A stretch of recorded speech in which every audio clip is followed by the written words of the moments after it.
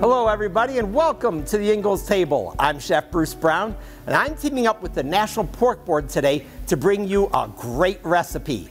This, believe it or not, is my getting figgy with it pork chops. Nah, getting figgy with it. Yeah, that's right. We're doing a getting figgy with it pork chops. I've got everything I need from my local Ingles, so let's get started. I already have.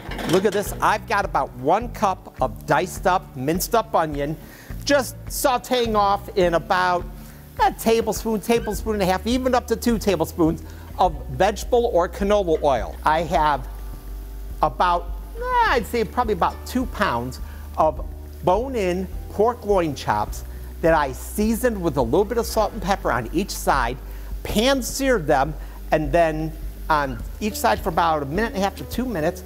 Now I put them into my 9x13 roasting pan. We're going to roast these for about 15 to 20 minutes at a 350-degree oven.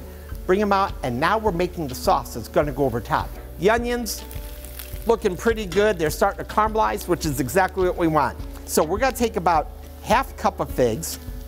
Now you notice that I kind of diced them up a little, just a little.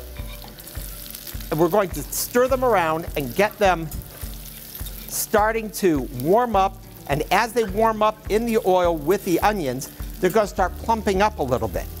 Now, to that, here come all the fun ingredients.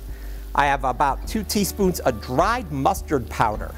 You can use a wet mustard if you like, but I like the dry mustard powder just because it has a little more intensity. I have the zest and the juice of a lemon. I have a little cayenne pepper. I have some black pepper, some salt, and some paprika. I have 2 tablespoons of fresh, peeled, and grated ginger.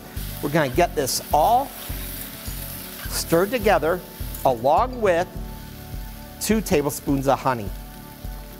The honey is going to help bring out the sweetness of everything else. It intensifies the flavor of the ginger.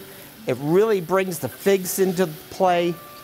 And then, depending on everything from humidity to the moisture contents of the figs to every other ingredient in here, I have water. You can use up to 2 cups of water, but it all kind of depends. We're going to start off with like a cup and a half, and get this stirred in and get it up to a low boil. All right, we've got a low simmer, so I'm going to turn the heat down. Let it simmer all the way up to about 5 minutes to let the flavors all meld together. Now, we're going to take an immersion blender. Now, the immersion blender is not a necessary item. Don't go out and buy one just in case. If you have a blender, if you have a food processor, if you have a really strong arm, all of these work. I like my immersion blender because, I'm sorry, I'm getting old and my muscles are deteriorating. So we're just going to take the immersion blender and get it started so that the figs will start to puree into the sauce. While we are putting that in there, we're going to add in a little Worcestershire sauce, a little apple cider vinegar, because this is like a homemade style of barbecue sauce / glaze.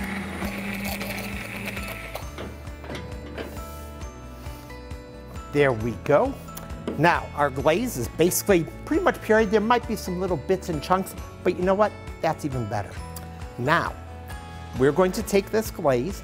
The pork chops have been in the oven for 20 minutes just to get cooked through a little bit. And now, I'm going to take the glaze, get the figgy with it glaze, and ladle it right over top. You can smell the sweetness in a way, and yet, with the mustard and ginger and everything else, now cover this loosely and let it braise in the oven for another 5 to 10 minutes, 350 degrees, so it just starts to really cook in that glaze and make the glaze stick to the chops. Thank you for joining me here at the Ingles table, where we proudly get to partner with the National Pork Board today on some tasty pork-inspired recipes. Be sure to check out the website for more. I'll see you next time. Have a great day.